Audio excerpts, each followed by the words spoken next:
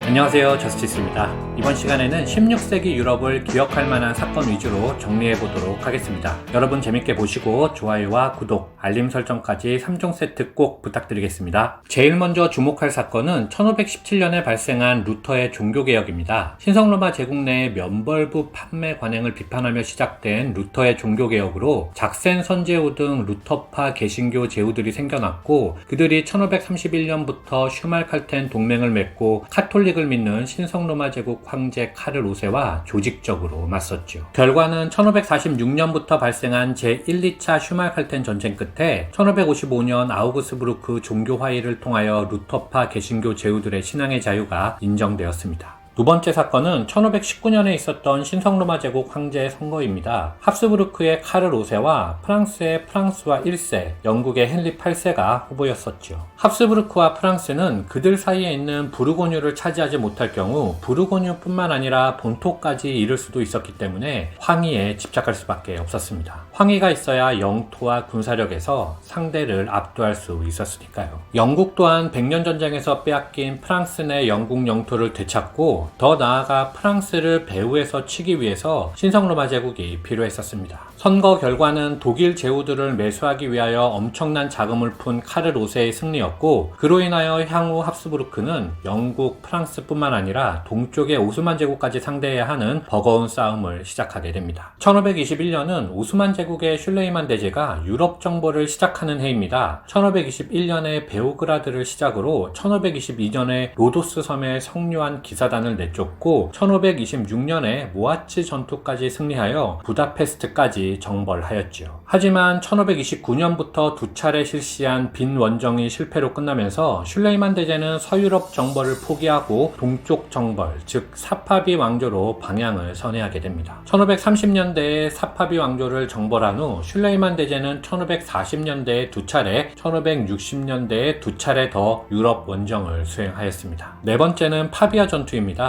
카를 5세가 신성로마 제국의 황제에 등극함에 따라 그의 영토에는 이탈리아의 나폴리, 시칠리아, 사르데냐도 포함되어 있었는데 롬바르디아가 제외되어 제국의 북부와 남부의 통행이 어려웠습니다. 이를 해결하기 위하여 카를 5세는 전쟁에 돌입했고, 1525년 파비아 전투에서 프랑스군을 격퇴시키며 이탈리아의 새로운 중재자로 등장했죠. 카를 5세는 스페인과 밀라노를 병합하고 피렌체를 메디치 가문에게 돌려주었는데 그들이 향후 토스카나 대공이 됩니다. 이러한 결정은 1559년 카토 캉브레지 조약을 통하여 최종 확정되었고, 18세기에 격변이 있을 때까지 대부분 변동 없이 유지되었습니다. 다섯 번째는 잉글랜드 헨리 8세의 수장령입니다. 1519년 선거의 패배 후에도 헨리 8세는 신성로마 제국의 황위를 지속해서 원하였습니다. 그런데 잉글랜드에는 여성의 왕위 계승이 인정되지만 신성로마 제국은 여성의 왕위를 인정하지 않는 살리카법이 있었기 때문에 반드시 남자 후계자가 필요했었지요. 따라서 헨리 8세는 아들을 낳지 못한 왕비 캐서린과 이혼하고자 하였지만 교황 클레멘스 7세가 이를 허용하지 않자 1534년 로마 교회와 결별하였고, 곧 수장령을 만들어 교회 소유의 땅을 모두 회수함으로써 통치 기반을 다지고 전쟁에 필요한 자금을 마련하였습니다. 이후 1559년에 엘리자베스 1세가 영국 국교회를 성립시키며 영국의 종교개혁이 일단락되었습니다. 여섯 번째는 칼뱅의 종교개혁입니다. 십자군 전쟁과 지중해 무역을 통하여 부를 축적한 프랑스의 신흥 자본가들은 그들의 정치적 입장을 지지해주는 새로운 사상이 필요했습니다. 개인의 이윤 추구를 부정하는 카톨릭의 교리가 그들과 맞지 않았기 때문이었죠. 때마침 프랑스의 신학자 칼뱅은 현세에서 공정하게 부를 축적하여 성공한 사람은 내세에서도 성공을 보장받는다라는 가르침으로 많은 자영농과 상인들의 믿음을 얻게 됩니다. 하지만 칼뱅파 개신교의 확대는 16세기 후반 유럽을 종교전쟁의 폭풍 속으로 몰아넣게 되지요. 일곱 번째는 합스부르크가의 분리입니다. 1555년 카를 5세는 스페인의 왕위를 아들 펠리페 2세에게 넘겨주고 물러났고, 2년 후에는 동생 페르디난트가 신성로마 제국의 황제로 선출되었는데, 이렇게 하여 합스부르크가는 스페인의 합스부르크와 신성로마 제국 북 합스부르크로 분리되었습니다. 이때 네덜란드의 영토 역시 동서로 나뉘었고 서부의 홀란트주가 스페인에 포함되면서 1567년부터 발생하는 네덜란드 독립전쟁의 씨앗이 되지요. 여덟 번째는 프랑스와 네덜란드에서 발생한 종교전쟁입니다. 먼저 프랑스에서는 칼빈파 개신교인 위그노들의 세력이 커지자 위협을 느낀 카톨릭 세력이 1562년 3월에 예배 중인 개신교도들을 살해하면서 위그노 전쟁이 발생하였습니다. 특히 1572년 8월 발생한 성 바르톨로메오 축일의 학살은 전 유럽을 경악시켰지요. 전쟁은 위그노의 수장이었던 앙리 4세가 1589년에 프랑스의 왕위에 오른 후 본인이 카톨릭으로 개종하고 위그노에게 일정 부분 신앙의 자유를 인정하는 낭트 칙령을 선포하며 종료되었습니다. 한편 1567년 네덜란드에서는 스페인 펠리페 2세의 카톨릭 강요에 반발한 개신교도들의 독립전쟁이 발생하였습니다. 전쟁은 네덜란드 독립의 아버지 오라네공 빌렘의 주도하에 17세기까지 계속되며 17세기의 네덜란드 독립전쟁은 30년 전쟁의 일부이기도 하지요. 네덜란드 독립전쟁은 1648년 베스트팔렌 조약으로 30년 전쟁과 함께 종료되었습니다. 아홉 번째는 레판토 해전입니다. 슐레이만 대제 사망 후에 새로운 술탄 셀림 2세는 1570년 베네치아가 지배하던 키프러스를 점령한 후 로마를 정조준하였습니다. 위협을 느낀 베네치아는 교황청에 도움을 요청하였고 교황 바오로 3세는 최고의 함대를 보유한 스페인의 펠리페 2세에게 기댈 수밖에 없었죠. 펠리페 2세의 이복 동생이자 카를 5세의 사생아인 돈 후안 아우스트리아가 교황청, 제노바, 몰타 등 연합군의 총사령관이 되어 출전하였고 전투 결과는 신성동맹의 완승이었습니다. 오스만 제국은 25,000의 사상자에 180척의 함선을 잃었으니까요. 개인적으로는 슐레이만 대제의 죽음과 레판토 해전의 패배가 동시에 발생한 16세기 후반부터 힘의 균형추가 서유럽으로 이동한 것이 아닌가 생각합니다. 마지막은 칼레 해전입니다. 엘리자베스 1세 치하의 영국은 당시 신대륙을 지배하며 독점 무역을 하고 있던 스페인을 극복하기 위하여 아메리카 대륙의 식민지를 약탈하고 선박들을 납포하고 있었습니다. 스페인 측도 이에 응수함으로써 당시 양국은 준전시 상태였죠. 이를 뒤에서 조종한 것이 엘리자베스 1세인데 펠리페 2세는 엘리자베스에게 한 청혼이 거절당했을 뿐만 아니라 대표적인 해적 프랜시스 드레이크의 처형을 요구한 것에 대하여 엘리자베스가 기사자기를 수여하며 모욕을 선사해 영국 원정을 준비하게 됩니다. 게다가 1585년부터 여왕은